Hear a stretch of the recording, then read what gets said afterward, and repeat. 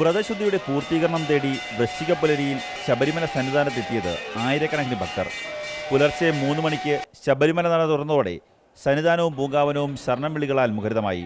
ഇതേ സമയത്ത് തന്നെ മാളികപ്പുറത്തും മേൽശാന്തി നട തുറന്നു. നിർമ്മാല്യ ദർശനത്തിന് ശേഷം ഈ മണ്ഡലകാലത്തെ നെയ്യഭിഷേകത്തിന് തുടക്കമായി.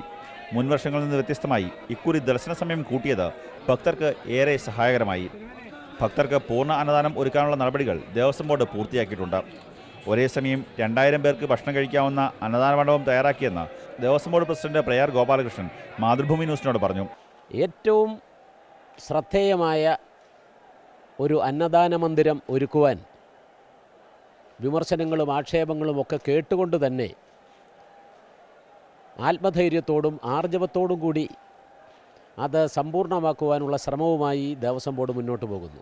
ഭീകരാക്രമണ സാധ്യതയുണ്ടെന്ന കേന്ദ്ര റിപ്പോർട്ടിന്റെ അടിസ്ഥാനത്തിൽ ശക്തമായ സുരക്ഷാ സംവിധാനങ്ങളാണ് സന്നിധാനത്തും പമ്പയിലും ഒരുക്കിയിരിക്കുന്നത്. പോലീസിനൊപ്പം കേന്ദ്രസേനയുടെയും കമാൻഡോകളുടെയും സുരക്ഷയിലാണ് ക്ഷേത്ര പരിസരം. ശരണം വിളിച്ച് പുണ്യദർശനം കാത്തുവരുന്ന അയ്യപ്പന്മാരുടെ നീണ്ട നിരയാകും മകരവിളക്കിന് ശേഷം നടയടയ്ക്കുന്നതുവരെ സന്നിധാനത്ത് കാണാൻ സാധിക്കുക. ക്യാമറമാൻ അജിത് കുമാറിനൊപ്പം കണ്ണൻ നായർ, മാതൃഭൂമി ന്യൂസ്, സന്നിധാനം.